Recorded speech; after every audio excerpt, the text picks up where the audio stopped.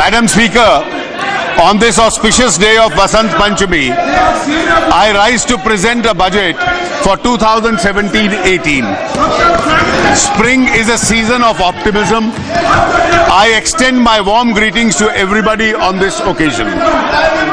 Madam Speaker, our government was elected amidst huge expectations of the people.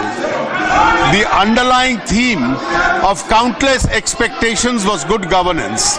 The expectation included burning issues like inflation and price rise, corruption in day-to-day transaction, and crony capitalism. There was also an expectation from a major change in the way the country's natural resources were allocated, processed, and deployed. In the last 2.5 years, it has been our mission to bring a transformative shift in the way our country is governed. We have moved, Madam, from a discretionary-based administration to a policy and system-based administration.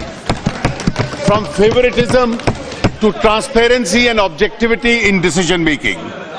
From blanket and loose entitlements to targeted delivery, and from an informal to a formal economy. Inflation, which was in double digit, has been controlled. Sluggish growth has been replaced by high growth, and a massive war against black money has been launched. We have worked tirelessly on all these fronts and feel encouraged by the unstinted support to the people by our initiatives. The government is now seen as a trusted custodian of public money. I take this opportunity to express our gratitude to the people of India for their strong support.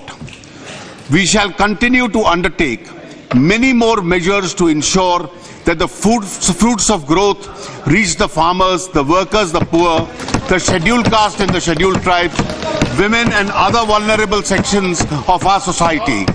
Our focus will be on energizing our youth to reap the benefits of growth and employment.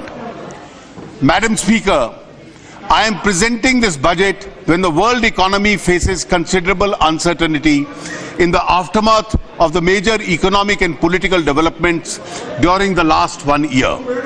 Nevertheless, the International Monetary Fund estimates that the world GDP will grow by 3.1% in 2016 and 3.4% in 2017. The advanced economies are expected to increase their growth from 1.6% to 1.9% and emerging economies from 4.1% to 4.5%. As per the current indications, macroeconomic policy is expected to be more expansionary in certain large economies. Growth in a number of emerging economies is expected to recover in 2017 after relatively poor performance in 2016. There are positive signs and point to an optimistic outlook in the next year. There are, however, three major challenges for emerging economies. First, the current monetary policy stance of the United States Federal Reserve to increase the policy rates more than once in 2017 may lead to lower capital inflows and higher outflows from emerging economies. Second, the uncertainty around the commodity prices, especially that of crude oil, has implication on the fiscal situation in emerging economies. It is, however, expected to increase, if any, in the oil prices would get tempered by quick response from the producers of shale gas and oil. This would have a sobering impact on the prices of crude and petroleum. Third, in several parts of the world, there are signs of increasing retreat from globalization of goods, services and people as pressures for protectionism are building up. These developments have the potential to affect the exports from a number of emerging economies, including India. Amidst all these developments, India stands out as a bright spot in the world economic landscape. India's macroeconomic stability continues to be the foundation of our economic success. CPI inflation declined from 6% in July 2016 to 3.4% in December 2016 and is expected to remain within the RBI's mandated range of 2 to 6%. Favorable price developments reflect prudent macroeconomic management, resulting in higher agricultural production, especially in pulses.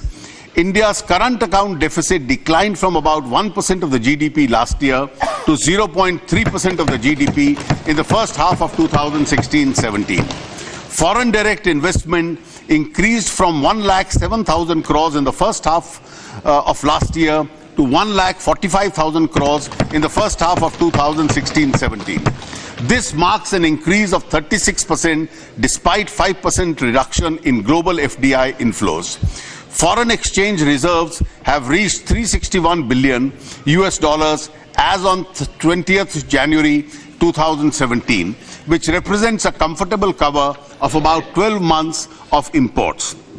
The government has also continued with the steady path of fiscal consolidation without compromising on public investment requirements of the economy. Externally, the economy successfully weathered a number of shocks: the redemption of the FCNR deposits, volatility from the US elections, and the Fed rate hike. According to the IMF, India is expected to be one of the fastest growing major economies in 2017. A number of global reports and assessments over the last 2 years have shown that India has considerably improved its policies, practice, and economic profile. These are reflected in the Doing Business Report of the World Bank, World Investment Report 2016 of the UNCTAD, Global Competitiveness Report of 2015-16 and 16-17 of the World Economic Forum, and several other reports. India has become the 6th largest manufacturing country in the world, up from the 9th position previously. We are seen as an engine of global growth. In the last 1 year, our country has witnessed historic and impactful economic reform and policy making. In fact, India was one of the very few economies undertaking transformational reforms.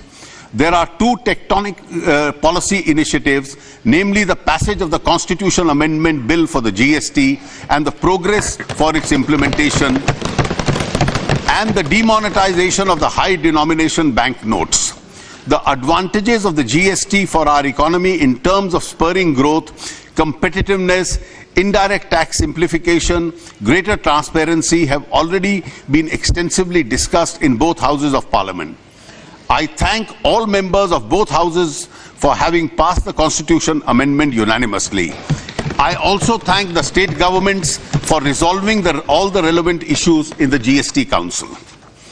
Demonetization of high denominational banknotes was a continuation of a series of measures taken by our government during the last 2 years. It is a bold and decisive measure. Yes. For several decades, tax evasion for many had become a way of life. This compromises the larger public interest and creates an unjust enrichment in favor of the tax evader to the detriment of the poor and the deprived. This has bred a parallel economy which is unacceptable in an inclusive society. Demonetization seeks to create a new normal wherein the GDP would be bigger, cleaner, and real. The exercise is a part of our government's resolve to eliminate corruption and black money, counterfeit currency, and terror funding. Like all reforms, this measure is obviously disruptive as it seeks to change the retrograde status quo. Drop in economic activity, if any, on account of currency squeeze during the remonetization period is expected to have only a transient impact on the economy. I am reminded here of what the father of the nation, Mahatma Gandhi, had said: a right cause never fails. Demonetization has a strong potential to generate long-term benefits in terms of reduced corruption, greater digitization of our economy, increased flow of financial savings, and greater formalization of the economy, all of which would eventually lead to higher GDP growth and tax revenues. Demonetization helps to transfer resources from the tax evaders to the government, which can use these resources for the welfare of the poor and the deprived. There is early evidence of an increased capacity of banks to lend at reduced interest rates and a huge shift towards digitization amongst all sections of society. We firmly believe that the demonetization and the GST, which were built on the third transformational achievement of our government, namely the JAM vision, will have an epoch-making impact on the economy and the lives of our people. Madam, we are at an important point in the path of our growth and development. इस मोड़ पर घबरा के न थम जाइए आप, जो बात नहीं है उसे अपनाइए आप, डरते हैं नई राह पे क्यों चलने से, हम आगे आगे चलते हैं आइए आप. The pace of remonetization has picked up and will soon reach comfortable levels. The effects of demonetization are not expected to spill over to the next year. Thus, IMF, even while revising India's GDP forecast from 2016 downwards, has projected a GDP of 7.2 and 7.7% in 2017 and 18 respectively. The World Bank, however, is more optimistic and has projected a GDP of 7% in 2016-17, 7.6% in 17-18, and 7.8 in 18-19. This pickup in our economy is premised upon the policy and determination to continue with economic reforms, increase in public investment in infrastructure and development projects, and export growth in the context of an expected rebound in the world economy. The surplus liquidity in the banking system created by demonetization will lower the borrowing costs and increase the access to credit. This will boost economic activity with multiplier effects. The announcements made by the Honorable Prime Minister on the 31st of December 2016 addresses many of the key concerns of our economy at this juncture, such as housing for the poor, relief to the farmers, credit support to the MSMEs, encouragement to the digital transactions, assistance to pregnant women and senior citizens, and priority to Dalits, tribals, backwards, and women under the Mudra Yojana. My overall approach while preparing this budget has been to spend more in rural areas, infrastructure, and poverty alleviation, and yet maintain the best standards of fiscal prudence. I have kept in mind the need to continue with economic reforms, promote higher investments, and accelerate growth. The last 1 year was a witness to other major reforms, namely the enactment of the Insolvency and the Bankruptcy Code, amendment to the RBI Act for inflation targeting, enactment of the Aadhaar Bill for disbursement of financial subsidies and benefits, significant reform in the FDI policy, the job-creating package for the textile sector, and several other measures. We will continue to process the process of economic reforms for the benefit of the poor and the underprivileged. Madam Speaker, the Budget 2017-18 contains 3 major reforms. First, the presentation of the budget has been advanced to the 1st of February to enable the Parliament to avoid a vote on account and pass a single appropriation bill for 17-18 before the close of the current financial year. This would enable ministries and departments to operationalize all schemes, projects, including new schemes, right from the commencement of the next financial year. They would be able to utilize the available working season before the onset of the monsoons. Second, the merger of the railway budget with the general budget is a historic step. We have discontinued the colonial practice prevalent since 1924. This decision brings railways to the center stage of the government's fiscal policy and would facilitate multimodal transport planning between the railways, highways, and inland waterways. The functional autonomy of the railways will, however, continue. Third, we have done away with the plan and the non-plan classification of expenditure. This will give us a holistic view of allocation for sectors and ministries. This would facilitate optimal allocation of resources. Madam Speaker, we are aware that we need to do more for our people. Continuing with the task of fulfilling the people's expectations, our agenda for the next year is transform, energize and clean India, that is Tech India. This agenda of Tech India seeks to transform the quality of governance and the quality of life of our people, energize various sections of society, especially the youth and the vulnerable, and enable them to unleash their true potential, clean the country from the evils of corruption, black money, and the non-transparent political funding. I propose to present my budget proposals under 10 distinct themes to foster this broad agenda. The themes are: 1. Farmers for whom we have committed to double their incomes in 5 years. 2. Rural population, providing employment and basic infrastructure. 3. Youth, energizing them through education, skills and jobs. 4. Poor and the underprivileged, strengthening the system of social security, healthcare and affordable housing. 5. Infrastructure for efficiency, productivity and quality of life. 6. Financial sector, growth and stability through stronger institutions. 7. Digital economy for speedy accountability and transparency. 8. Public service, effective governance and efficiency of service delivery through people's participation. 9. Prudent fiscal management to ensure optimal deployment of resources and preserve financial stability. And 10. Tax administration, honoring the honest. Farmers. The Indian farmer has once again shown his commitment to the resilience in the current year. The total area sown under Kharif and Rabi seasons are higher than the previous year. With a better monsoon, agriculture is expected to grow at 4.1% in the current year.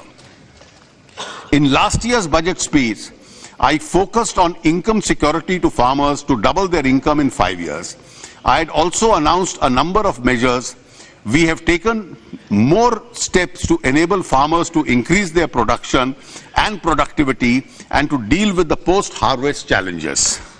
For a good crop, adequate credit should be available to farmers in time.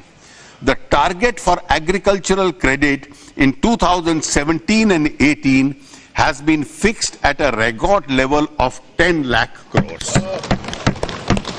इस साल madam 10 lakh crore किसानों को credit के रूप में उसका प्रावधान किया गया है.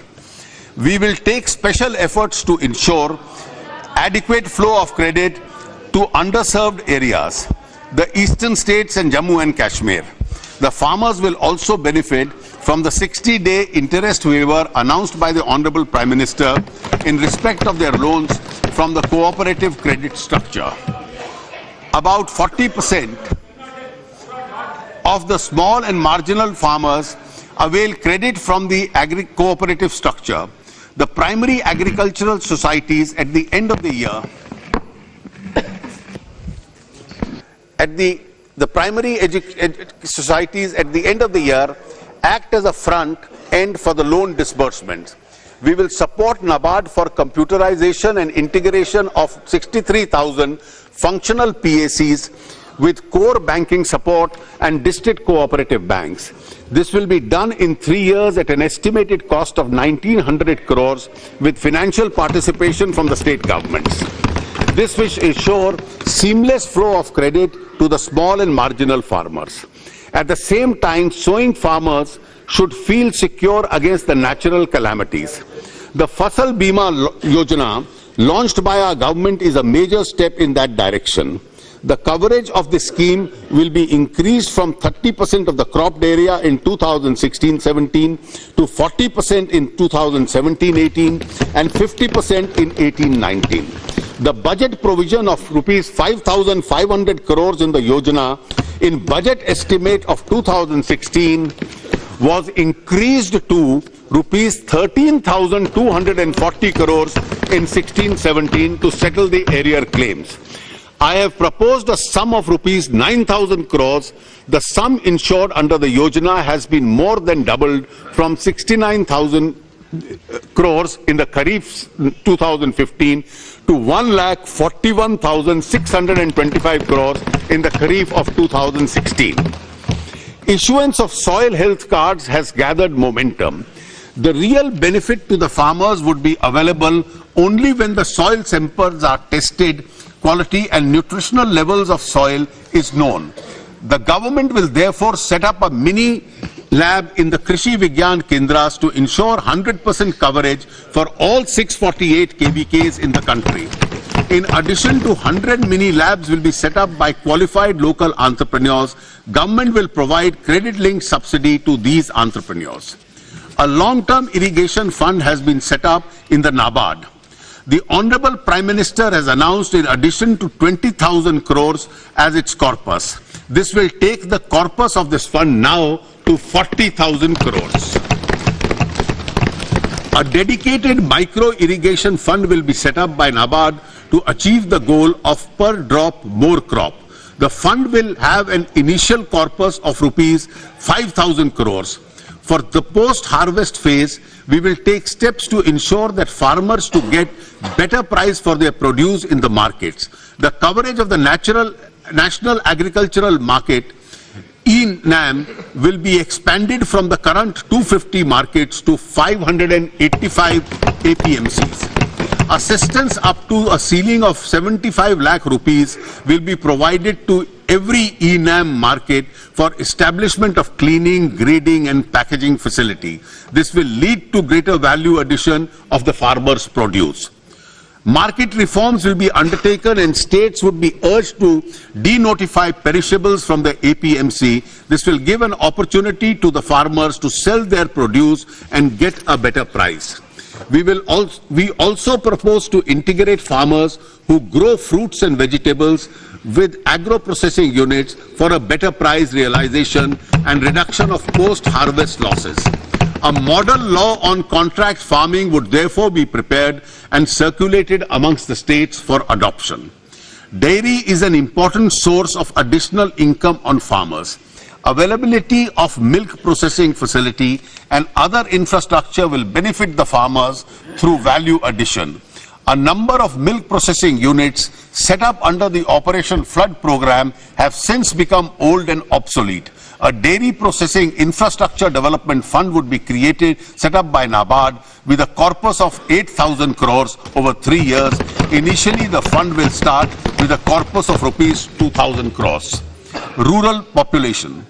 I now turn to the rural sector, which is so dear to the heart of Mahatma Gandhi. Over rupees 3 lakh crores are spent in rural areas every year. If we add all the programs meant for the rural poor by the central budget and the state budgets, budget linkage for self-help groups. With a clear focus on improving accountability and outcomes and convergence, we will undertake a mission Antyodaya to bring 1 crore households out of poverty and make 50,000 Gram Panchayats poverty-free by 2019, the 150th birth anniversary of Gandhiji. We will utilize the existing resources more effectively along with annual increases. This mission will work with a focused micro plan for sustainable livelihood for every deprived household. A composite index of poverty-free Gram Panchayat would be developed to monitor the progress from the baseline. Our government has made a conscious effort to reorient MG Manrega to support the resolve to double farmers' incomes. While providing at least 100 days employment to every rural household, Manrega should create productive assets to improve farm productivity and incomes.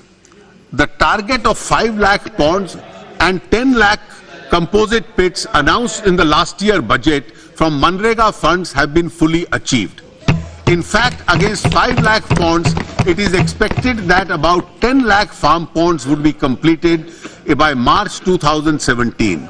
During 2017 and 18, another 5 lakh ponds would be taken up. The single measure would contribute greatly to drought proofing of the Gram Panchayats.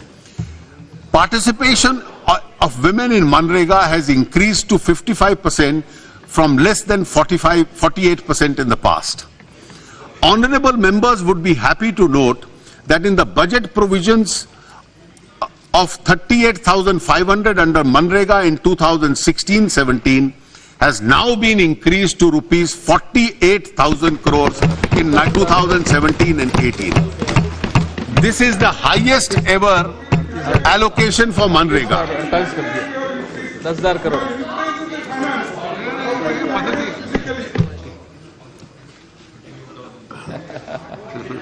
पहले 40,000 allot होता था और 29,000 खर्च होता था। अब 38,500 पिछली बार allot हुआ, 47,000 खर्च हुआ और आने वाले साल में 48,000 होगा।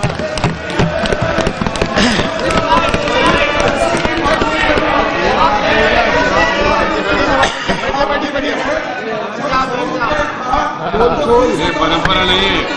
You know better. This is not the method. This is not the way.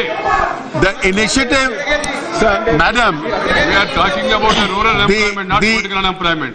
the initiative to geotag all Manrega assets and putting them in public domain has established greater transparency. We are also using space technology in a big way to plan Manrega works. The Pradhan Mantri Gram Sadak Yojana is now being implemented as never before. The pace of construction of the PMGSY roads has accelerated to 133 kilometers road per day in 2016-17, as against an average of 73 kilometers per day during the period 2011-14. We have also taken the task of connecting habitations with more than 100 persons in the left-wing extremism affected blocks. We have committed to complete the current target of PMGSY by 2019. I have provided 19,000 crores in 2017-18 for this scheme. Together with the contribution of the states, an amount of 27,000 crores will be spent on PMGSY in 2017 and 18. We propose to complete 1 crore houses by 2019 for the houseless and those living in Kacha houses. I have stepped up the allocation for the Pradhan Mantri Awas Yojana Gramin from rupees 15,000 crore last year to rupees 23,000 crore in the next year. We are well on our way of achieving 100% village electrification by 1st May 2018. An increased allocation of rupees 4,814 crore has been proposed under the Deen Dayal Upadhyaya Gram Jyoti Yojana for 2017 and 18. I have also proposed to increase the allocation of the Deen Dayal Antyodaya Yojana National Rural Livelihood Mission for promotion of skill development and livelihood opportunities for our people in the rural areas to 4,500 in 2017-18. The allocation of the Prime Minister's employment generation and credit support schemes has been increased more than 3 times. The Swachh Bharat Mission has made tremendous progress for promoting safe sanitation and ending open defecation. Sanitation coverage in rural areas has gone up from 42% in October 2014 to about 60% now. 18% बढ़ा है. Open defecation free villages are now being given priority for piped water supply. We propose to provide safe drinking water to cover 28,000 arsenic and fluoride affected habitations in the next 4 years. There will be a sub-mission for the National Rural Drinking Program. For imparting new skills to people in the rural areas, mason training will be provided to 5 lakh persons by 2022, with immediate target of training of at least 20,000 persons by 2017-18. Panchayat Raj institutions still lack the human resources for implementing developmental programs. A program of human resource reforms for results will be launched in 2017-18 for this purpose.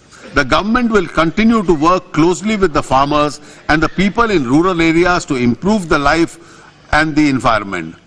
This is a non-negotiable agenda for our government. The total allocation for rural, agricultural and allied sectors for 2017-18 is a record 1,87,223 crores, which is 24% higher than the last year. Youth. Let me now focus my proposals on the youth. Quality education will energize our youth. In the words of Swami Vivekananda, the education which does not help the common mass of the people to equip them to struggle for life, is it worth the name? We have proposed to introduce a system of measuring annual learning outcomes in our schools. Emphasis will be given on science education and flexibility in curriculum to promote creativity through local innovative content. An innovation fund for secondary education will be created to encourage local innovation for ensuring universal access, gender parity and quality improvement. This will include an ICT-enabled transformation. The focus will be the 3,479 educationally backward blocks. In higher education, we will undertake reforms in the UGC. Good quality institutions would be enabled to have greater administration and academic autonomy. Colleges will be identified based on accreditation and ranking and given autonomous status. A revised framework will be put in place for outcome-based accreditation and credit-based programs. We propose to leverage information technology with the launch of Swayam platform with at least 350 online courses. This would enable students to virtually attend the courses taught by the best faculty, access higher quality reading resources, participate in discussion forums, and take tests and earn academic grades. Access to Swayam would be widened by the linkage with DTH channels dedicated to the education. We propose to establish a national testing agency as an autonomous and self-sustained premier testing organization to conduct all entrance exams for higher education. This would free the CBSE, AICTE and other premier institutions from these administrative responsibilities so that they can focus more on academics. We have a huge demographic advantage. Skill India mission launched in July 2015 to maximize the potential of our youth. The Pradhan Mantri Kaushal Kendras have already been promoted in more than 60 districts. We now propose to extend these Kendras to more than 600 districts across the country. 100 India International Skill Centers will be established across the country. These centers would offer advanced training and also courses in foreign languages. This will help those youth of our country to seek job opportunities outside the country. In 2017-18, we have also proposed to launch the skill acquisition and knowledge awareness for livelihood promotion program Sankalp at a cost of rupees 4,000 crores. Sankalp will provide market relevant training to 3.5 crore youth. The next phase of skill strengthening for industrial value enhancement will be launched in 2017-18 at a cost of rupees 2,200 crores. Strive will focus to improve on the quality and the market relevance of vocational training provided in this. ITIs and provide in ITIs and strengthen the apprenticeship program through industry cluster approach. A special scheme for creating employment in the textile sector has already been launched. A similar scheme will be implemented for the leather and the footwear sector. Tourism is a big employment generator and has a multiplier impact on the economy. 5 special tourism zones anchored on SPV will be set up in partnership with the states. Incredible India 2nd campaign will be launched across the world. The poor and the unprivileged. Madam, I now turn my proposals to the poor and the unprivileged. Sabka Saath, Sabka Vikas begins with the girl child and the woman. Mahila Shakti Kendras will be set up at a village level with an allocation of rupees 500 crores in 14 lakh ICDS Anganwadi centers. This will provide a one-stop convergent support system for empowering rural women with opportunities for skill development, employment, digital literacy, health and nutrition. A nationwide scheme for financial assistance to pregnant women has already been announced by the Honorable Prime Minister on the 31st of December 2016. Under this scheme, rupees 6,000 each will be transferred directly to the accounts of pregnant women who undergo institutional delivery and vaccinate their children. For the welfare of women and children, under various schemes across ministries, I have stepped up the allocation from rupees 1,56,528 crores in the BE of 2016-17 to rupees 1,84,000 crores, 632 crores in 2017 and 18. We propose to facilitate higher investment in affordable housing, and affordable housing will now be given infrastructure status, which enables those projects to avail the associated benefits. The National Housing Bank will refinance individual housing loans of rupees 20,000 crores in 2017 and 18.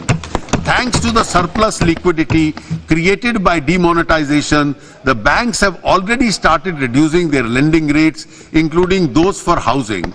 In addition, interest subvention for housing loans has been announced by the Honorable Prime Minister. Poverty is usually associated with poor health. It is the poor who suffer the maximum from various chronic diseases. Government has therefore prepared an action plan to eliminate Kala Azar and filariasis by 2017, leprosy by 2018, and measles by 2020. Elimination of tuberculosis by 2025 is also targeted. Similarly, action has been prepared to reduce the IMR from 39 in 2014 to 28 in 2019, MMR from 167 in 2011 to 13 to 100 by 2018-20. 1.5 lakh health sub-centers will be transformed into health wellness centers. We need to ensure adequate availability of specialist doctors to strengthen the secondary and the tertiary levels of health care. We have therefore decided to take steps to create an additional 5,000 postgraduate seats per annum. In addition, steps will also be taken to roll out the DNB courses in the big district hospitals, strengthen postgraduate training in the select ESI and municipal corporation hospitals, and encourage reputed private hospitals to start the DNB courses. We will work with the state government to take this task forward. The government is also committed to take necessary steps for structural transformation of the regulatory framework of the medical education and practice in India. 2 new All India Institute of Medical Sciences will be set up in the states of Jharkhand and Gujarat. We propose to amend the drugs and cosmetic rules to ensure availability of drugs at reasonable prices, to ensure the use of generic medicines. New rules regarding medical devices will be formulated. These rules will be internationally harmonized and attract investment into this sector. This will reduce the cost of such devices. We have been keen to foster a conducive labor environment wherein labor rights are protected and harmonious labor relations leads to higher productivity. Legislative reforms will be undertaken to simplify, rationalize and amalgamate existing labor laws into 4 codes: 1 wages, 2 industrial relations, 3 social security and welfare, and 4 safety and working conditions. The Model Shop and Establishment Bill 2016 has been circulated to all states for consideration and adoption. This would open up additional avenues of employment for women. The amendment made to the Payment of Wages Act is another initiative of our government for the benefit of the labor and the ease of doing business. Our government is committed government is giving special importance to the implementation of schemes for the welfare of scheduled castes, scheduled tribe and minorities. The allocation of the scheduled caste has been stepped up from rupees 38,833 crores in the budget estimate of 2016-17 to 52,393. इससे madam 35% increase SC allocation का इस budget में है. The allocation of scheduled tribes has been increased to 31,920 crores and minority affairs to 4,195 crores. The budget will introduce outcome-based monitoring of expenditure in these sectors by the Niti Aayog. For senior citizens, Aadhaar-based smart cards containing their health details will be introduced. A beginning will be made through the pilot in 15 districts during 2017-18. The LIC will be implement a scheme of senior citizens to provide an assured pension with a guaranteed return of 8% per annum for 10 years.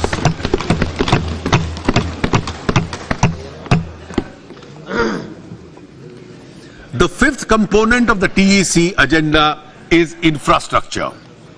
Railways, roads and rivers are the lifeline of the country. I feel privileged to present the first combined budget of independent India that includes the railways also. We are now in a position to synergize the investment in railways, roads, waterways and civil aviation. For 2017-18, the total capital and development expenditure of railways has been pegged at 1,31,000 crores. This includes 55,000 crores provided by the government from the budget. Amongst other things, the railways will focus on 4 major areas. 1, passenger safety. 2, capital and development works. 3, cleanliness, and 4, financial and accounting reforms. For passenger safety, a rail Sanraksha Kosh will be created, a safety fund, with a corpus of rupees 1 lakh crores over a period of 5 years.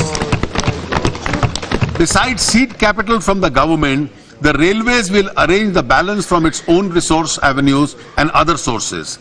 The government will lay down clear-cut guidelines for timeline for implementation of various safety works to be funded from this course. Unmanned level crossings on broad gauge lines will be eliminated by 2020. Expert international assistance will be harnessed to improve safety preparedness and maintenance practices. In the next 3 years, throughout it is proposed to, the throughput is proposed to be enhanced by 10%. This will be done through modernization, upgradation of identified corridors. Railway lines of 3,500 kilometers will be commissioned in 2017-18 as against 2,800 kilometers in 16-17.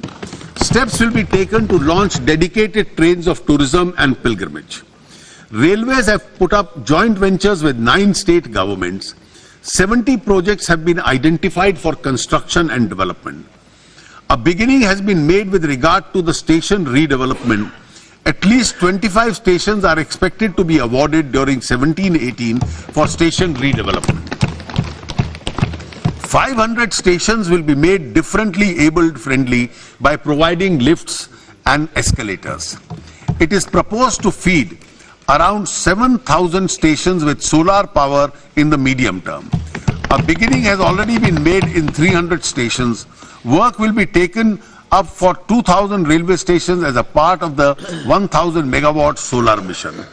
Our focus is on Swachh Railways. SMS-based Clean My Coach service has been started. It is now proposed to introduce a Coach Mitra facility, a single FINDO interface to register all coach-related complaints and requirements. By 2019, All coaches of Indian Railways will be fitted with biotoilets. Pilot plants for environment-friendly disposal of solid waste and conversion of biodegradable waste and to energy are being set up at New Delhi and Jaipur railway stations. 5 more such solid waste management plants are now being taken up. Today, Indian Railways faces stiff competition from other modes of transport which are dominated by private sector modes of transportation. Transformative measures have to be undertaken to make Indian Railways competitive and to retain their position and preeminence. The following steps will therefore be taken. 1. Railways will implement end-to-end integrated transport solutions for selected commodities through partnership with logistic players who would provide both front and back-end connectivity. Rolling stock and practices will be customed to transport perishable goods, especially agricultural products. 2. Railways will offer competitive ticket booking facility to the public at large. Service charges on e-tickets booked through IRCTC will be withdrawn. Cashless reservations have gone up from 58% to 68%. As a part of accounting reforms, accrual-based financial statements will be rolled out by March 2019. It will now be our continuous endeavour to improve the operating ratio of the railways. The tariffs of the railways would be fixed taking into consideration costs, quality of service, social obligation and competition from other forms of transport. Metro rail is emerging as an important mode of urban transportation. A new metro rail policy will be announced with focus on innovative models of implementation and financing, as well as standardization and indigenization of hardware and software. This will open up new job opportunities for our youth. A new Metro Rail Act has been enacted by rationalizing the existing laws. This will facilitate greater private participation and investment in construction and operation.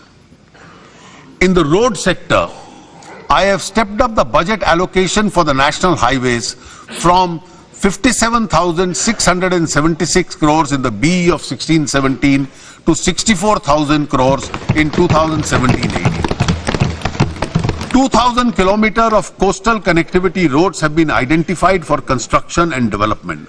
This will facilitate better connectivity with ports and remote villages. The total length of roads, including those under the PMGSY, built from 2014-15 till the current year is about 1,40,000 kilometers, which is significantly higher than the previous 3 years. An effective multimodal logistics and transport system will make our economy more competitive. A specific program for development of multimodal logistic parks together with multimodal transport facilities will be drawn up and implemented. Selected airports in Tier 2 cities will be taken up for operation and management in the PPP mode. Airport Authority of India Act will be amended to enable effective monetization of land assets. The resources so raised will be utilized for airport upgradation. For the transport sector as a whole, including railways, road, shipping, I have provided Rupees 2,41,387 crores in 2017-18. The magnitude of investment will spur a huge amount of economic activity in the country and create more job opportunities. Telecom sector is an important component of our infrastructure system. The recent spectrum auctions have removed the spectrum scarcity in the country. This will give a major fillip to mobilize broadband and digital India for the benefit of people living in rural and remote areas. Under the BharatNet project, OFC has been laid in 1,55,000 kilometers. I have stepped up the allocation of BharatNet project to Rupees 10,000 crores in 17-18. By the end of 17-18, high-speed broadband connectivity on optic fiber will be available in more than 1,50,000 gram panchayats with a hotspot and access to digital services at low tariffs. A DigiGaon initiative will be launched to provide telemedicine, education and skills through digital technology. For strengthening our energy sector, the government has decided to set up strategic crude oil reserves. In the first phase, 3 such reserve facilities have been set up. Now in the second phase, it is proposed to set up caverns at 2 more locations, namely Chandiakahol in Odisha and Bikaner in Rajasthan. This will take our strategic reserves capacity to 15.33 MMT. In solar energy, we now propose to take up the second phase of solar power development for additional 20,000 megawatt capacity. We are also creating an ecosystem to make India a global hub for electronics manufacture. Over 250 investment proposals for electronic manufacturers have been received in the last 2 years, totaling an investment of rupees 1,26,000 crores. A number of global leaders and mobile manufacturers have set up production facilities in India. I have therefore exponentially increased the allocation and incentives of schemes like MSIPS and EDF to 745 crores in 17-18. This is an all-time high. We have also to focus on our export infrastructure in the competitive world. A new restructured central scheme, namely the Trade Infrastructure Export Scheme, will be launched in 17-18. The total allocation, Madam, ye महत्व का विषय है, the total allocation for infrastructure for 2017-18 stands at a record level of rupees 3,96,135 crores. Financial sector. I now turn to the financial sector. The focus of the TEC India agenda in this sector is to build a stable and stronger institution. We will continue with our reform agenda with several measures. The government has already undertaken substantive reforms in FDI policy in the last 2 years. More than 90% of the total FDI inflows are now proposed through the automatic route. The FIPB, the Foreign Investment Promotion Board, has successfully implemented e-filing and online processing of FDI applications. We have now reached a stage where FIPB can be phased out. We have therefore decided to abolish the FIPB in the year 2017-18. A roadmap for the same will be announced in the next few months. In the meanwhile, further liberalization of the FDI policy is under consideration and necessary announcements will be made in due course. The commodities markets requires further reforms for the benefits of the farmers. An expert committee will be constituted to study and promote creation of operational and legal framework to integrate spot market and derivative market for commodity trading. ENAM would be the integral part of such framework. A draft bill to curtail the menace of illegal deposit schemes has been placed in public domain and will be introduced shortly after its finalization. There is an urgent need to protect the poor and the gullible investor from another set of dubious schemes created by unscrupulous entities who exploit the regulatory gaps in the Multi-State Cooperative Society Act of 2002. We will amend the Act in consultation with various stakeholders as a part of our Clean India agenda. The bill relating to resolution of financial firms will be introduced in the current budget session of Parliament. This will contribute stability and resilience to our financial system. It will also protect consumers of various financial institutions. Together with the Insolvency and the Bankruptcy Code, a resolution mechanism for financial firms will ensure a comprehensiveness of the resolution system in our country. I had stated in my budget speech last year that a bill would be introduced to streamline institutional arrangement for the resolution of disputes in infrastructure-related construction contracts, PPP and public utility contracts. After extensive stakeholder consideration, we have decided that the required mechanism would be institutionalized as a part of the Arbitration and Conciliation Act 1996. An amendment bill will be shortly introduced in this regard. Cyber security is critical for safeguarding the integrity and stability of the financial system. A computer emergency response team of our financial sector will be established. This entity will ensure work in close coordination with the financial sector regulators and other stakeholders. I have proposed several other measures which are in the financial sector which are given as an annexure to this budget.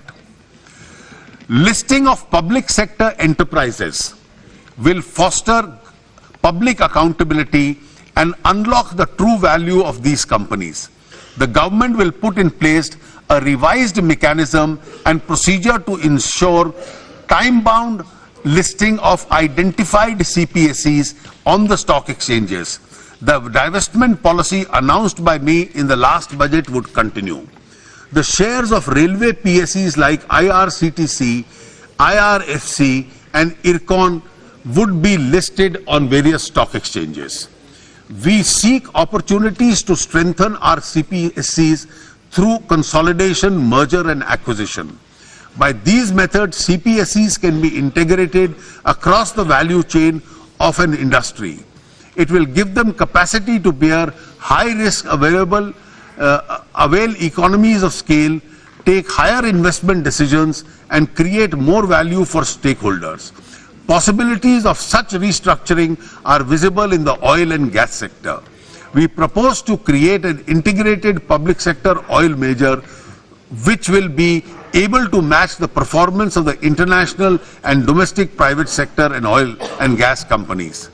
Our ETF comprising of shares of 10 CPSEs has received an overwhelming response in the recent further funding offering. We will continue to use the ETF as a vehicle for further divestment of shares. Accordingly, a new ETF with diverse CPSEs, stocks and other government holding will be launched in 2017-18. The focus of resolution of stress legacy accounts of banks continues. The legal framework has been strengthened to facilitate resolution through enactment of the Insolvency Bankruptcy Code and the amendments to the SARFAESI and the DRT Acts. In line with the Indradhanush roadmap, I have provided another rupees 10,000 crores for recapitalization of banks. Additional allocations will be made if required.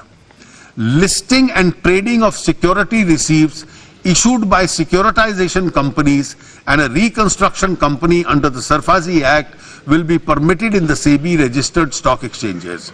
This will enhance capital flows into securitization industry and will particularly be helpful to deal with bank NPAs. The Pradhan Mantri Mudra Yojana has contributed significantly to the funding of the unfunded and the underfunded. Last year, the target was rupees 1,22,000 crores was exceeded.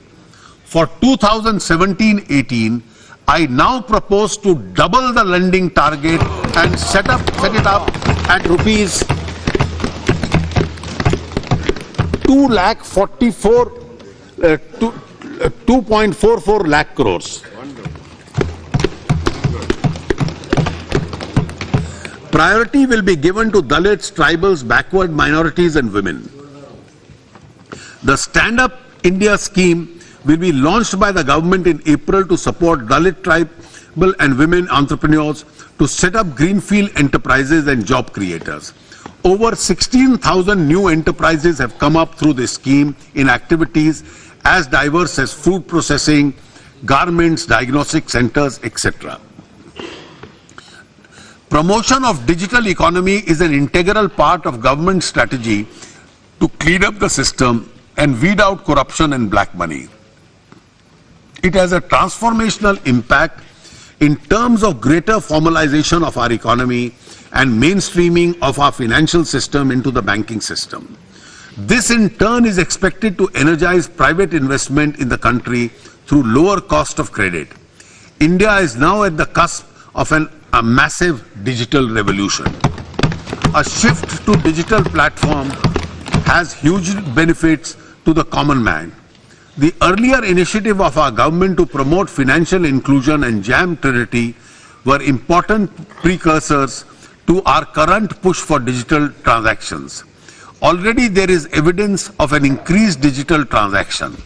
The BHIM app has been launched. It will unleash the power of mobile phones for digital payments and financial inclusion.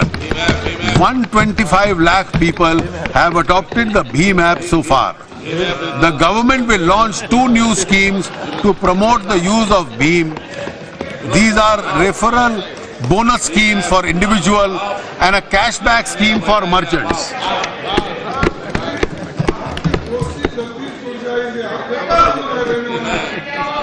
Aadhaar Pay, a merchant version of Aadhaar-enabled payment system, will be launched shortly. This will especially be beneficial to those who do not have debit cards, mobile wallets or mobile phones. A mission will be set up with a target of 2,500 crore digital transactions for 2017 and 18 through UPI, USD, Aadhaar Pay, IMPS debit cards. Banks have targeted to introduce additional 10 lakh new POS terminals by March 2017. They will be encouraged to introduce 20 lakh Aadhaar-based POS by September 2017. Increased digital transactions will enable small and micro enterprises to access formal credit. Government will encourage SIDBI to refinance credit institutions which provide unsecured loans at reasonable rates to borrowers based on their transaction history. The digital payment infrastructure and grievance handling system shall be strengthened. The focus will be on rural and semi-urban areas through post office, fair price shops and banking correspondence. Steps would be taken to promote and possibly mandate petrol pumps, fertilizer depots, municipalities, block offices, road transport offices, universities, college, hospitals and other institutions to have facilities for digital payment, including the BHIM app. A proposal to mandate all government received through digital means beyond a prescribed limit is under consideration. The government will strengthen the Financial Inclusion Fund to augment resources for taking up these initiatives. Government will consider and work with various stakeholders for early implementation of the interim recommendations of the Committee of the Chief Ministers on Digital Transactions.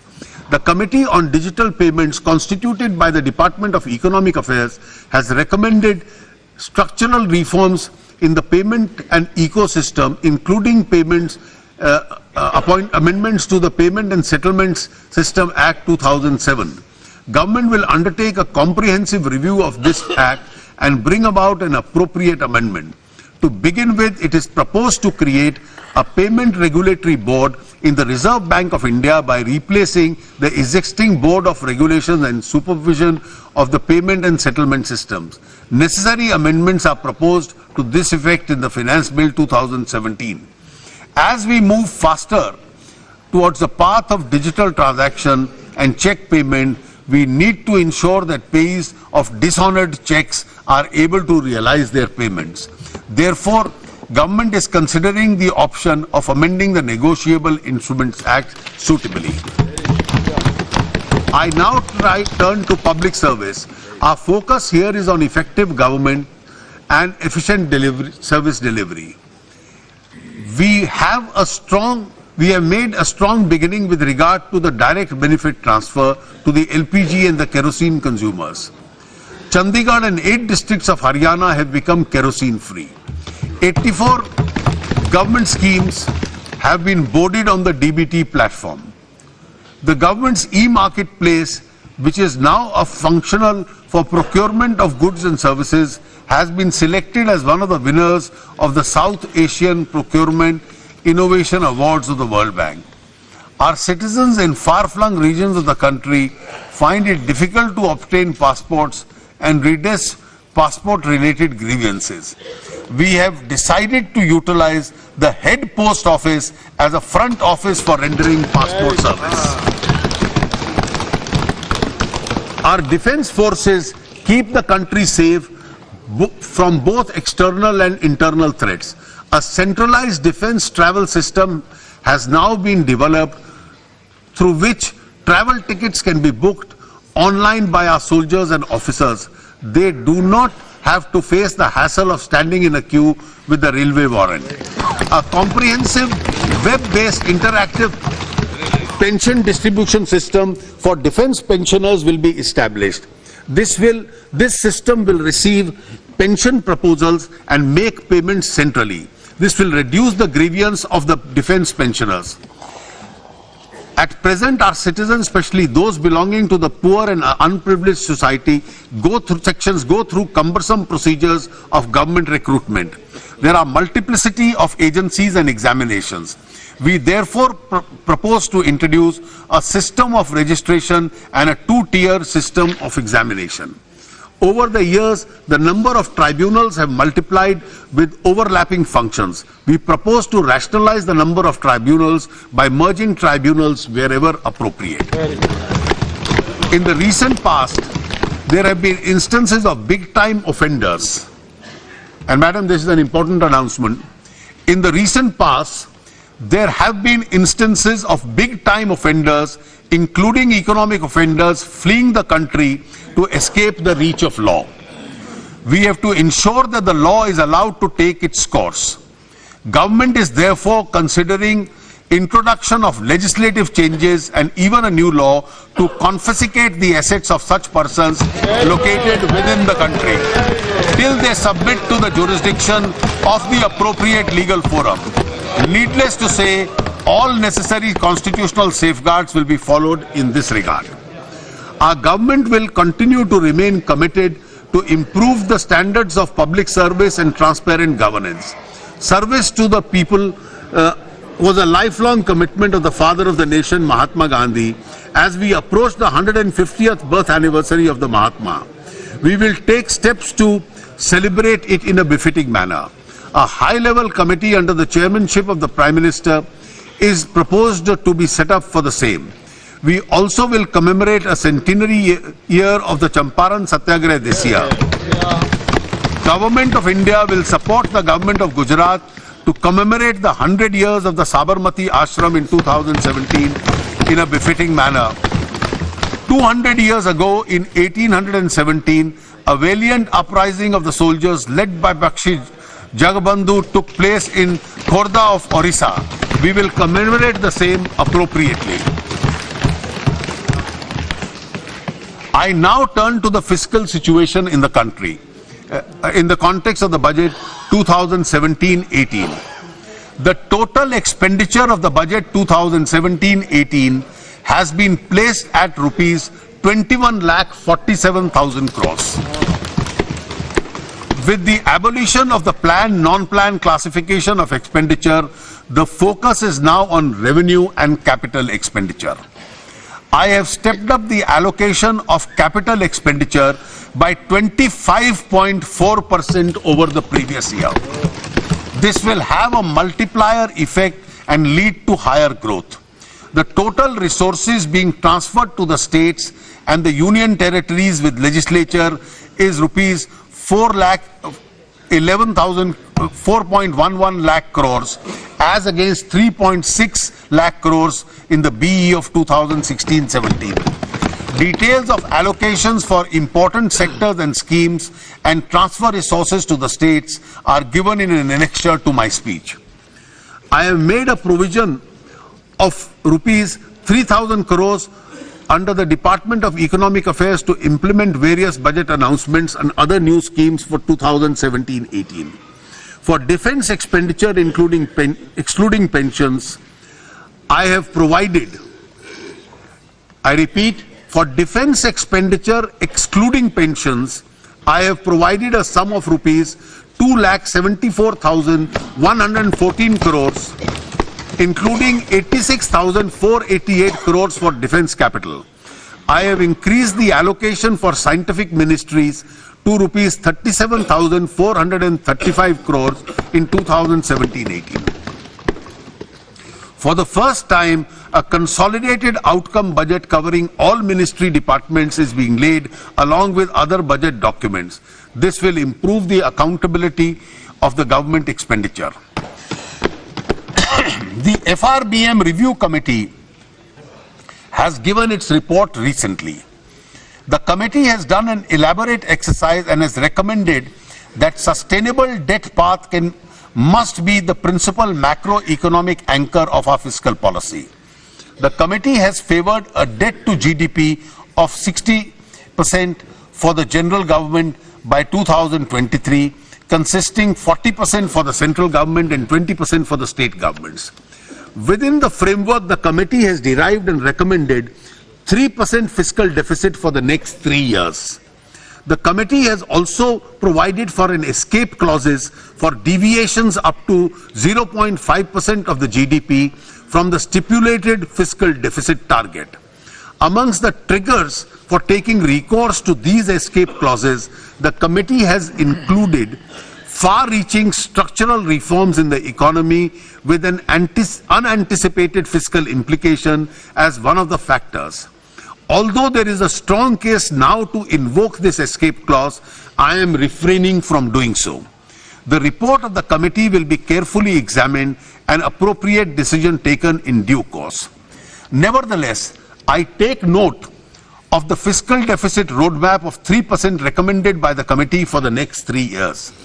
I have taken into consideration the need for higher public expenditure in the context of sluggish private sector investment and slow global growth. I have kept in mind the recommendations of the committee that sustainable debt should be the underlying basis of prudent fiscal management. Considering all these aspects, I have pegged the fiscal deficit for 2017-18 at 3.2% of the GDP and remain committed to achieve 3% in the following year. With this gradual approach, I have ensured adherence to fiscal consolidation without compromising with the requirements of public investment. I have taken due care to limit the net market borrowings of the government to rupees 3.48 lakh crores after buyback much lower than rupees 4.25 lakh crores of the previous year. More importantly, the revenue deficit of 2.3% in the budget estimate of 2016-17 now stands reduced to 2.1% in the revised estimates. The revenue deficit for the next year is pegged at 1.9% as against 2% pegged in the FRBM Act. It will be our endeavor to improve upon the fiscal numbers, especially the fiscal deficit in the next year, through greater focus on quality expenditure and higher tax realization through huge cash deposits in banks triggered by demonetization. Madam Speaker, I shall now present my tax proposals.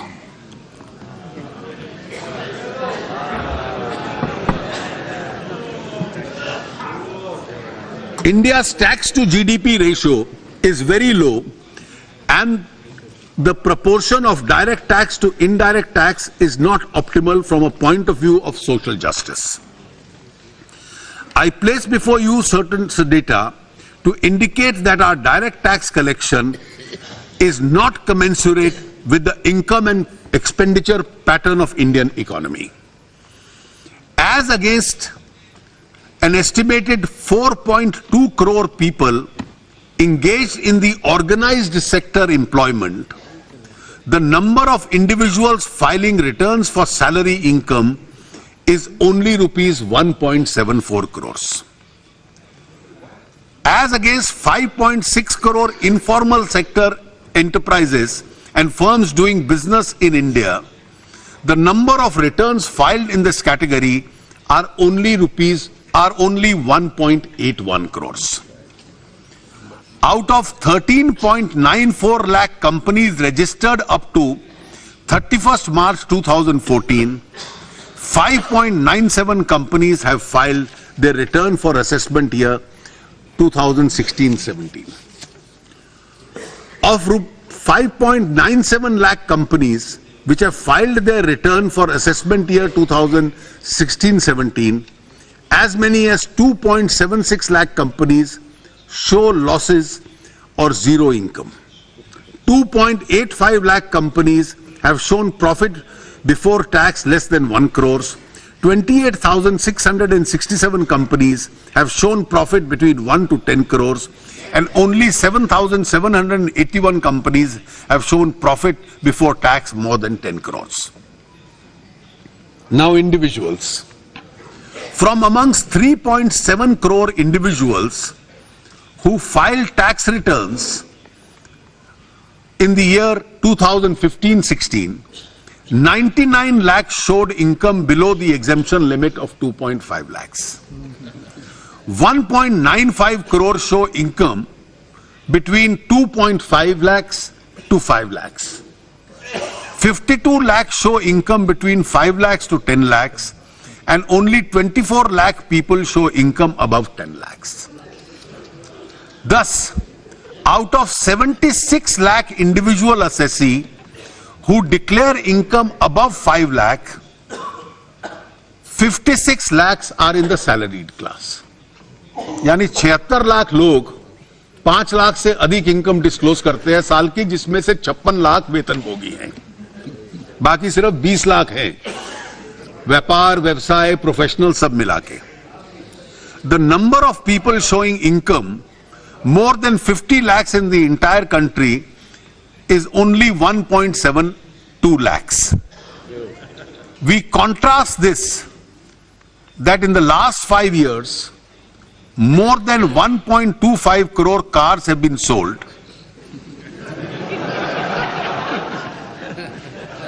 And the number of Indian citizens who traveled abroad either for business or tourism was 2 crores in the year 2015. From all these figures, we can conclude that we are largely a tax non-compliant society. The predominance of cash in our economy makes it possible for people to evade taxes. When too many people evade taxes, the burden of their share falls on those who are honest and tax compliant.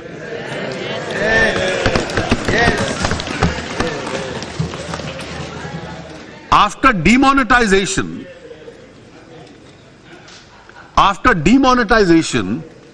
the preliminary analysis of the data received in respect of deposits made in the old currency presents a revealing picture. During the period 8th November to 30th December 2016, deposit between rupees 2 lakhs and 80 lakhs was made in 1.09 crore bank accounts. And that was an average deposit of rupees 5.03 lakhs. Deposits of more than 80 lakhs was made in 1.48 lakh bank accounts. That the average size of the deposit was 3.31 crores. This data mining will help us immensely in expanding the tax net as well as increasing the revenues, which was one of the objects of demonetization.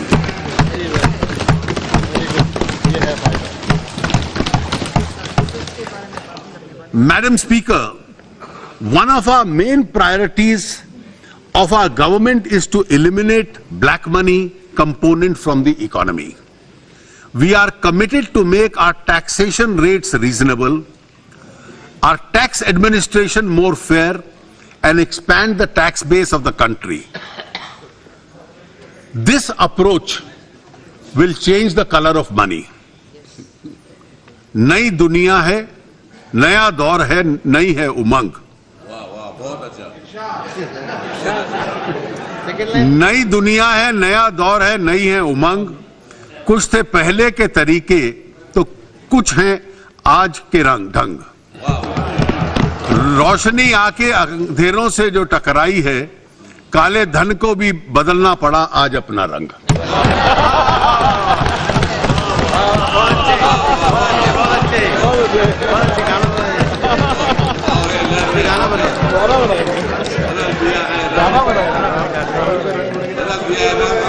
The net tax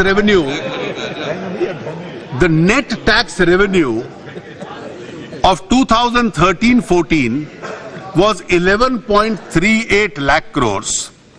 This grew by 9.4% in 14-15 and 17% in 15-16. As against an RE of 2016-17, we will end the year with a higher growth rate of 17% for the second year in a row. 2 साल लगातार 17% increase है. Because of serious efforts made by the government, the rate of growth in advance tax, in personal income tax, in the last 3 quarters of the current financial year is as high as 34.8%. Madam, ये demonetisation का भी असर है कि personal income tax लोगों को ज्यादा disclose करना पड़ रहा है. 34.8% इंक्रीज इस देश के इतिहास में कभी नहीं हुआ. Madam Speaker, the thrust of my tax proposal in this budget is to stimulate growth, relief to the middle class, affordable housing, curb black money, promote digital economy, bring transparency in political funding, and simplification of tax administration. Measures for promoting affordable housing in the real estate sector. In my budget proposals last year, I had announced a scheme for profit-linked income tax exemption for promoters of affordable housing scheme, which has received a very good response. However, in order to make this scheme more attractive, I propose certain changes in the scheme. First of all, instead of a built-up area of 30 and 60 square meters, the carpet area of 30 and 60 square meters will now be counting. इससे 30% size बढ़ जाता है affordable housing का. Also, the 30 square meter will apply only in case of municipal limits of 4 metropolitan cities, while the rest of the country, including the peripheral areas of metros, limit of 60 square kilometers will apply. In order to be eligible, the scheme 60 square meter, I'm sorry, I stand corrected, 50 meters will apply. In order to be eligible, the scheme was to be completed in 3 years after commencement. I now propose to extend it to 5 years.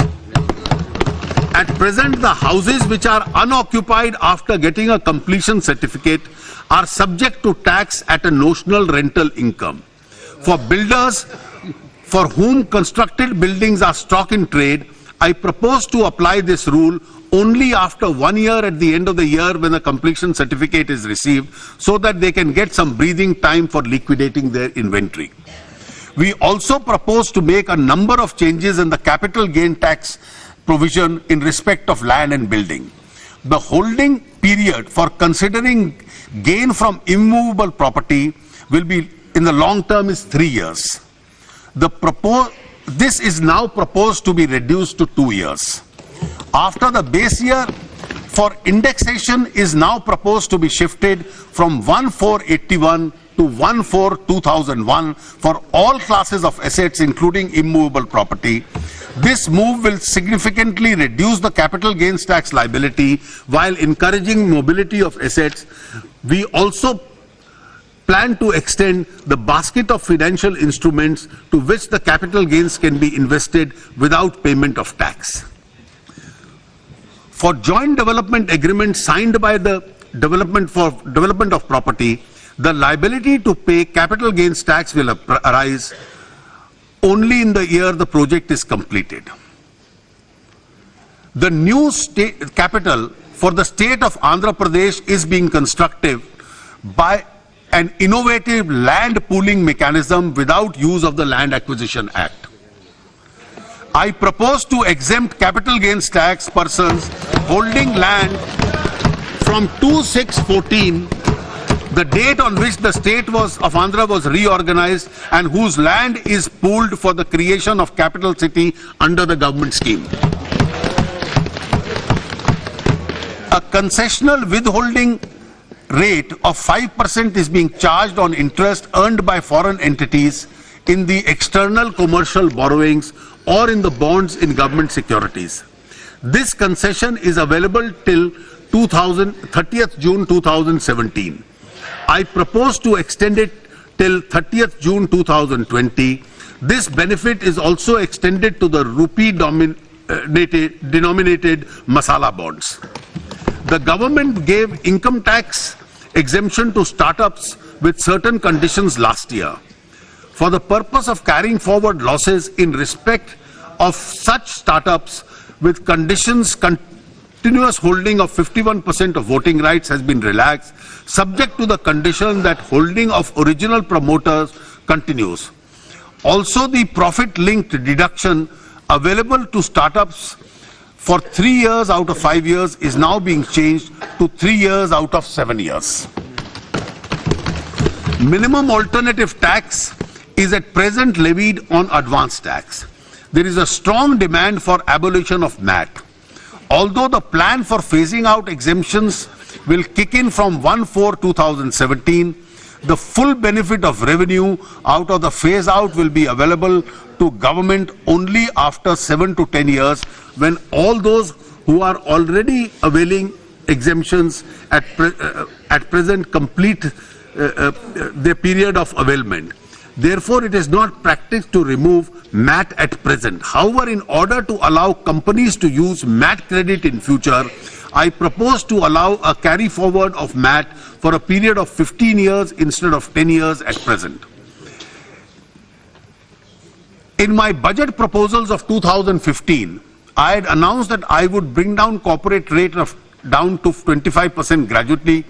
In budget 2016, I had announced a reduction by 1% in the case of those companies whose turnover was less than 5 crores. In the same budget, I had also announced that new manufacturing companies which do not avail any exemption could be charged only 25%. Medium and small enterprises occupy the bulk of economic activity and are also instrument in providing maximum employment to people. However, since they do not get many exemptions, they end up paying more taxes as compared to large companies. As per data of the financial year 2015-16, 2.85 lakh companies making a profit of less than 1 crore, effective tax rate was 30.26, while 298 companies making a profit of 500 crores pay an effective rate of only 25.90. In order to make MSME companies more viable and to encourage firms to migrate to the company format, I propose to reduce income tax for smaller companies with an annual turnover up to 50 crores to 25%. तो जितनी भी companies 50 crore तक की turnover है उनका 5% tax कम किया जाएगा. As per the data of assessment year 2015-16, there are 6.94 lakh companies filing returns, out of which 6.67 lakh companies fall in this category. Therefore, percentage-wise, 96% of India's companies will get the benefit of this lower taxation. This will make our MSME sector more competitive as compared to larger companies. The revenue foregone in this measure is expected to be 7,200 crore per annum. In order to give a boost to the banking sector, I propose to increase allowable provisions of non-performing assets from 7.5% to 8.5%. This will reduce the tax liability of banks. I also propose to tax interest receivable on actual receipts instead of accrual basis in respect of NPA accounts of all non-scheduled banks. Cooperative banks also at par with scheduled banks. This will remove hardship of having to pay tax even when interest income is not realized. Considering the wide range of the LNG as a fuel as well as a feedstock for petrochemical sector, I propose to reduce the basic customs duty on LNG from 5% to 2.5%. In order to incentivize domestic value addition and promote Make in India, I propose to make changes in the custom and central excise duties in respect of certain items which are given in the annexure of my speech. Some of the problems are addressing the issue of duty inversion. There are promoting digital economy.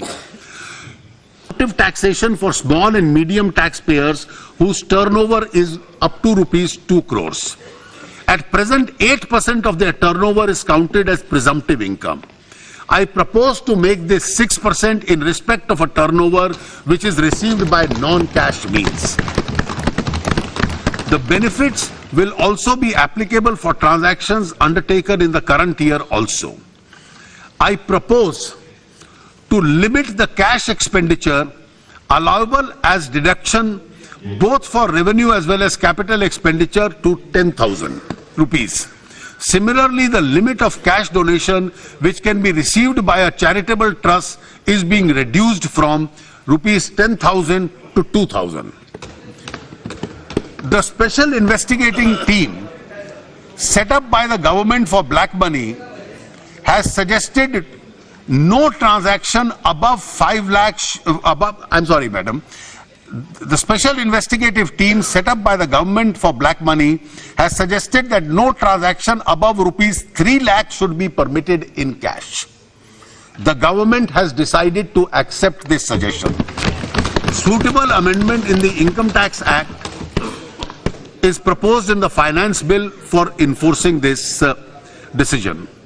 To promote cashless transaction, I propose to exempt BCD excise duties, CV duty, SAD on miniaturized POS card readers and MPOS micro ATM standards for version 1.5.1, fingerprint readers, scanners and iris scanners. Simultaneously, I propose to exempt parts of components of manufacture for such devices so as to encourage the domestic manufacturing of these items.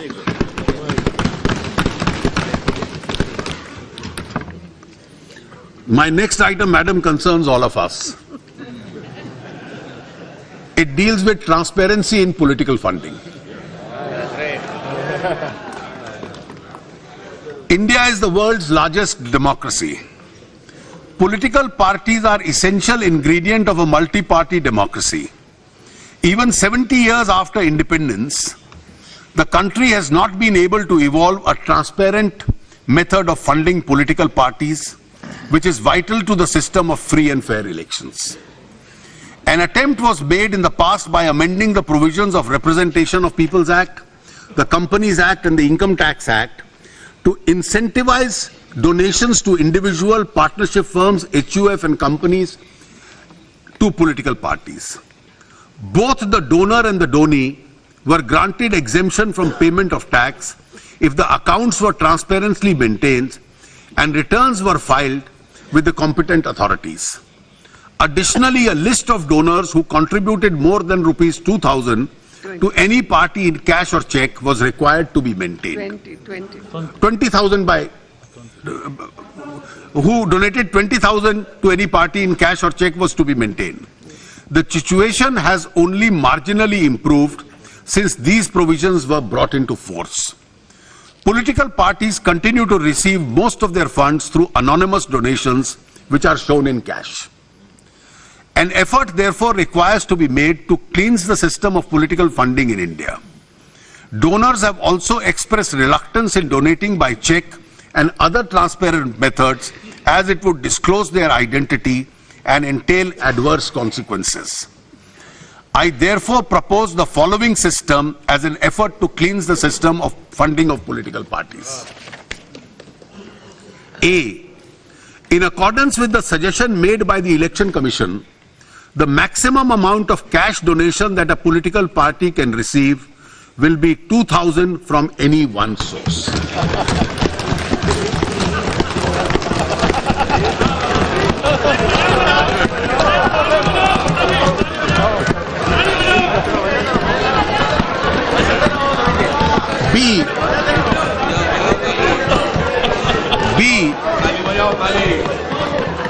political parties will be entitled to receive political parties will be entitled to receive donations by check or in the digital mode from their donors.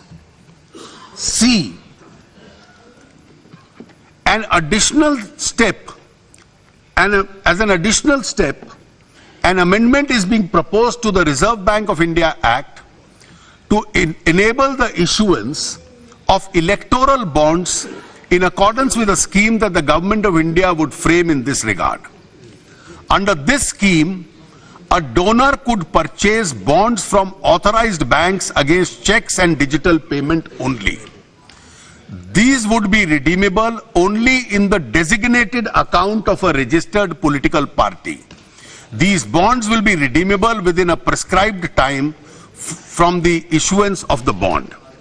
Every political party would have to file its returns within the time prescribed in accordance with the provisions of the Income Tax Act. Needless to say, the existing amendments to political parties from payment of income tax would be available only subject to the fulfillment of the above conditions. This reform will bring greater transparency and accountability in the political funding while preventing future generation of black money. Ease of doing business. As an anti-avoidance measure, the provision of domestic transfer pricing in respect of related entities was brought in by the Finance Act 2012. Since the number of entities being covered under the domestic pricing has gone up substantially, necessitated a longer scrutiny, which causes hardship to domestic companies. In order to reduce the compliance burden due to the domestic transfer pricing provision, I propose to restrict the scope of domestic transfer pricing only if one of the entities involved is a related party transaction enjoying specified profit-linked deduction. I propose to increase the threshold limit for audit of business entities who opt for presumptive income scheme from 1 crore to 2 crores. Similarly, the threshold for maintenance of books of individuals and HUF is being increased from a turnover of rupees 10 lakhs to 25 lakhs or income from 1.2 lakhs to 2.5 lakhs. In 2012, the Income Tax Act was amended to provide for taxation of those transactions for transfer of shares or interests in foreign entity deriving its value substantially from Indian assets. Apprehensions have been raised about some difficulties which are arising because of the provisions in the case of transfer of stake of investors of India-based funds located abroad but investing in India-based companies. In order to remove difficulties, I propose to exempt foreign portfolio investors category 1 and 2 from indirect provisions, indirect transfer provisions. I also propose to issue a clarification that indirect transfer provision shall not apply in the case of redemption of shares or interests outside India as a result or arising out of the redemption of sale or investment in India, which is chargeable to a tax in India. As of today, a TDS of 5% is deducted from the commission payable to individual insurance agents, even if their income of some of them is well below the taxable limit. I propose to exempt them from the requirement of TDS, subject to the filing of their filing a self-declaration that their income is below taxable limits. Last year, I had announced a new scheme for presumptive taxation of professionals with a receipt of 550 lakh per annum. In respect of such assessees, they are being given the benefit in terms of payment of advance tax in one installment instead of 4. In order to allow people to claim refund of expeditiously, the time period of revising a tax return is being reduced to 12 months from the completion of the financial year at par with the time period of filing the return. At the same time, completion of scrutiny assessment is being compressed further from 21 months to 18 months for the assessment year 18-19 and 12 months for the assessment year 19-20. I now come to an important change in the personal income tax. While the government is trying to bring within its tax net more people who are evading taxes, the present burden of taxation is mainly on the taxpayer and the salaried employees who are showing their income correctly. Therefore, post demonetization, there is a legitimate expectation of this class of people to reduce their burden of taxation. Also, an argument is made that if nominal rate of taxation is kept at a lower slab, more people will prefer to come within the tax rate. I therefore propose to reduce the existing rate of taxation for individual assessees between the income 2.5 lakhs to 5 lakhs to 5% instead of the present rate of 10%.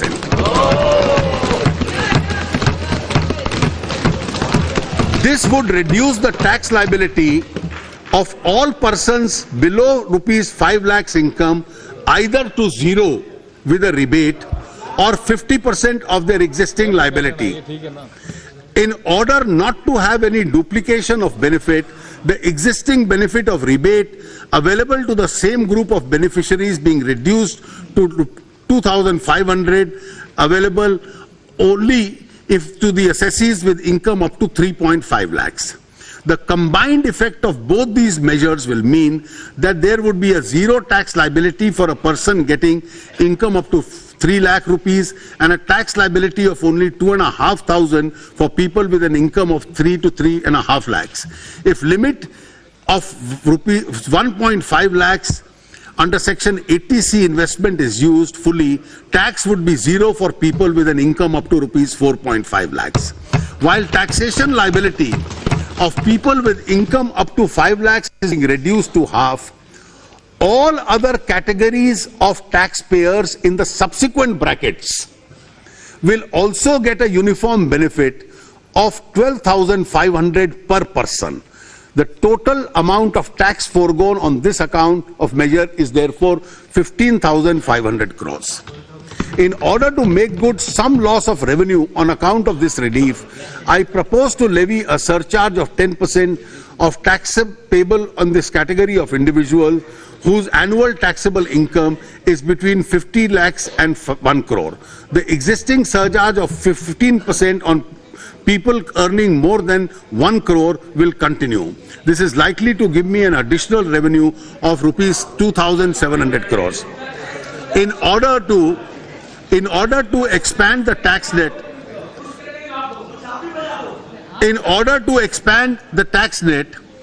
I plan to have a simple one-page form to be filed as an income tax return in the category of income individuals having a taxable income up to rupees 5 lakh other than business income. Also, a person of this category who files an income tax return for the first time would not be subject to any scrutiny for the first year unless there is some specific information available with the department with regard to any high-value transaction.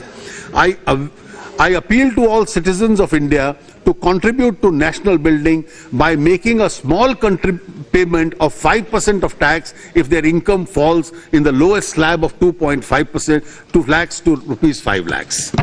Some other important amendments in the tax laws which are not covered in my speech are given in Annexure 3 to this budget.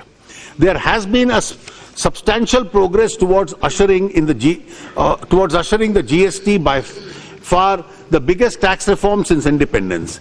Since the enactment of the Constitution 101st Amendment Act 2016, the preparatory work of the path-breaking reform has been a top priority for the government.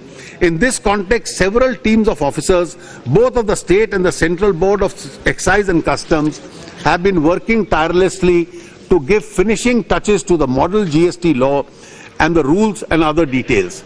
Government on its part has promptly given effect to various provisions of the Constitution Amendment, including constitution of the GST Council. Since then, the GST Council has had 9 meetings to discuss the various issues relating to the GST, including the broad contours of the GST tax rate, threshold exemption, and parameters for the composition of details of compensation to the states due to implementation of the GST, examination of the draft model GST law, draft IGST law, and the compensation law and the administrative mechanism for the GST. It is my privilege to inform the August House that the GST Council has finalized its recommendation on almost all issues based on consensus and after a spirited debate and discussion. The preparedness of the IT system of the GST is also on schedule. The extensive reach-out effort to the trade and industry will start on the 1st of April 2017 to make them aware of the new taxation system. Through the Central Board of Excise and Customs shall continue to strive to achieve the goal of implementation of the GST as per schedule without compromising the spirit of cooperative federalism. Implementation of the GST is likely to bring more taxes both to the centre and the state because of widening of the tax net. I have preferred not to make many changes in the current regime of excise and service tax because they are to be replaced by the GST very soon.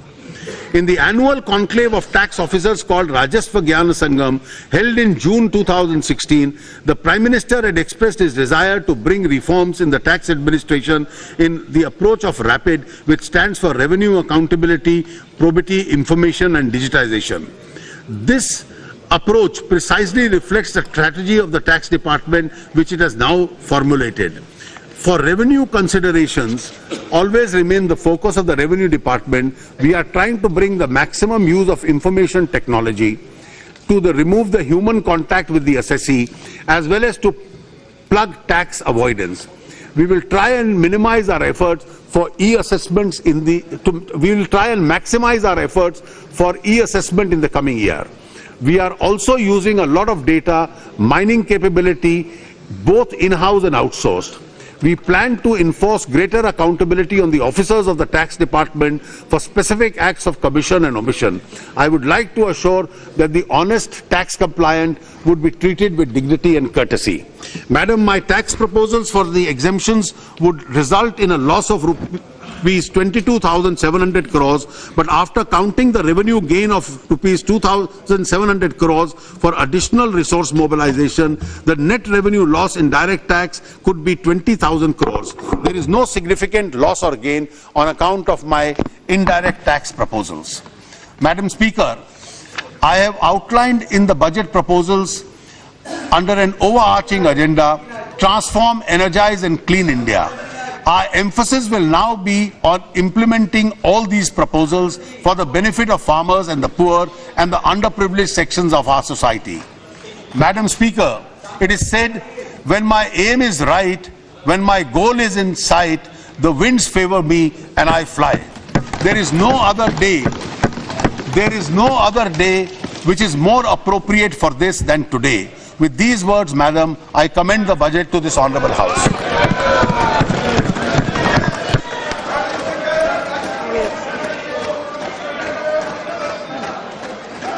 Yes, Minister, table the statement.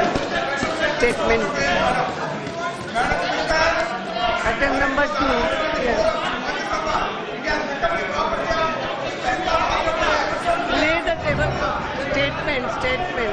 Madam, I rise to lay on the table of the House the following statements under Section 3 of the Fiscal Responsibility and the Budget Management Act 2003, Macroeconomic Framework Statement, Medium-Term Fiscal Policy Statement and Fiscal Policy Strategy Statement. Yes. Now, introduce the finance. Madam, I rise to move for leave to introduce the Finance Bill 2017. The question is that leave be granted to introduce the Finance Bill 2017. Those in favor may say aye. Those against may say no. I think the ayes have it. The ayes have it. The leave is granted. The Minister may now introduce the Finance. Madam, I introduce the bill. Yes, thank you.